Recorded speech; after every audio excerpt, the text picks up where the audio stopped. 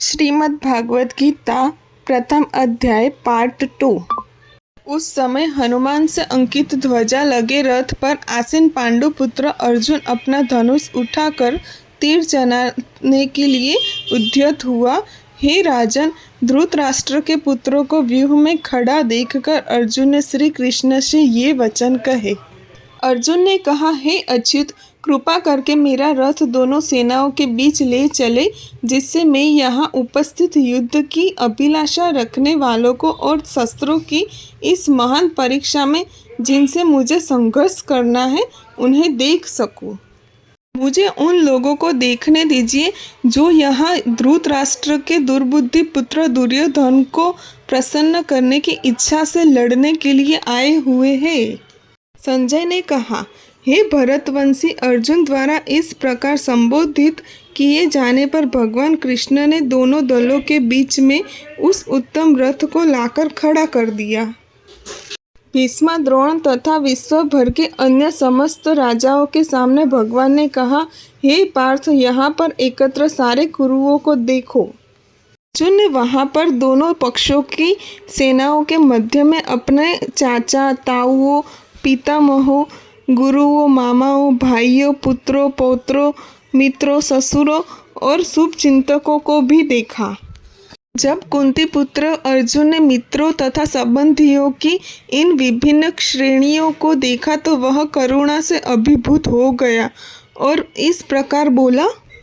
अर्जुन ने कहा, हे कृष्ण, इस प्रकार युद्ध की इच्छा रखने वाले अपने मित्रों तथा संबंधियों को अपने समक्ष उपस्थित देखकर मेरे शरीर के अंग कांप रहे हैं और मेरा मुंह सूखा जा रहा है। मेरा सारा शरीर कांप रहा है, मेरे रोंगटे खड़े हो रहे हैं, मेरा गांडीव धनुष मेरे हाथ से सरक रहा है और मेरी त्वचा जल रही है। मैं यहाँ अब और अधिक खड़ा रहने में समर्थ नहीं हूँ। मैं अपने को भूल रहा हूँ और मेरा सिर चकरा रहा है। हे कृष्ण, मुझे तो केवल अमंगल के कारण दिख रहे हैं। हे कृष्ण, इस युद्ध में अपने ही स्वजनों को वध करने से न तो मुझे कोई अच्छाई दिखती है और न मैं उससे किसी कारण की विजय, राज्य या सुख की इच्छा रखता हूँ।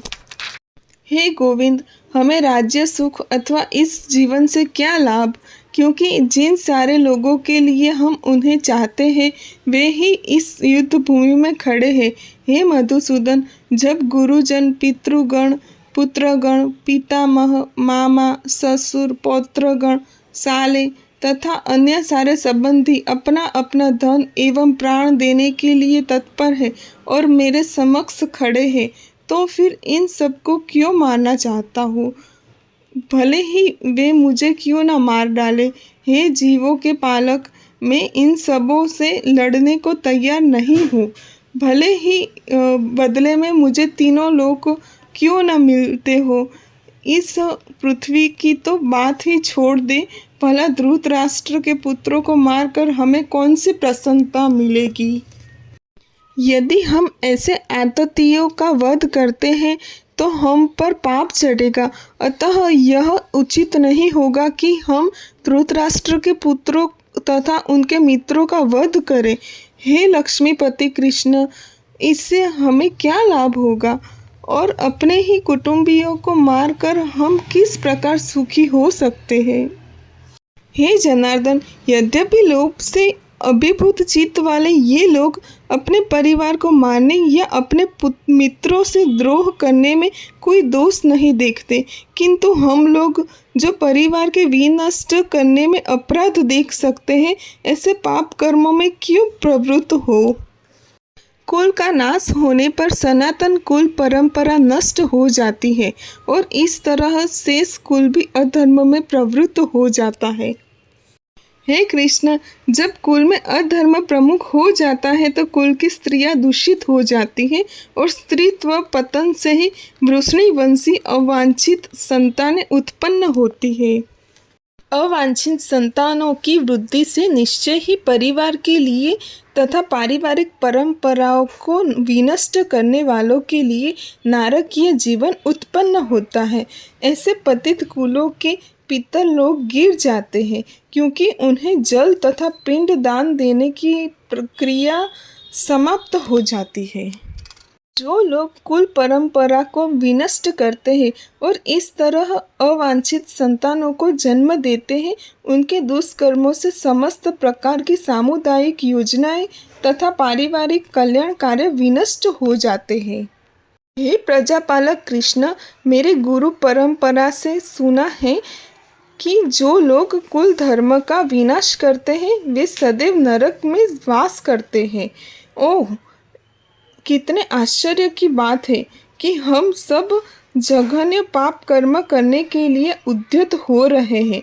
राज्य सुख भोगने की इच्छा से प्रेरित होकर हम अपने ही संबंधियों को मारने पर तुले हैं।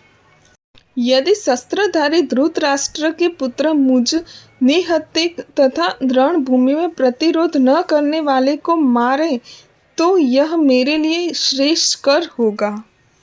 संजय ने कहा, युद्ध भूमि में इस प्रकार कहकर अर्जुन ने अपना धनुष तथा बाण एक ओर रख दिया और शोक संतप्त चित्त से रथ के आसन पर बैठ गया।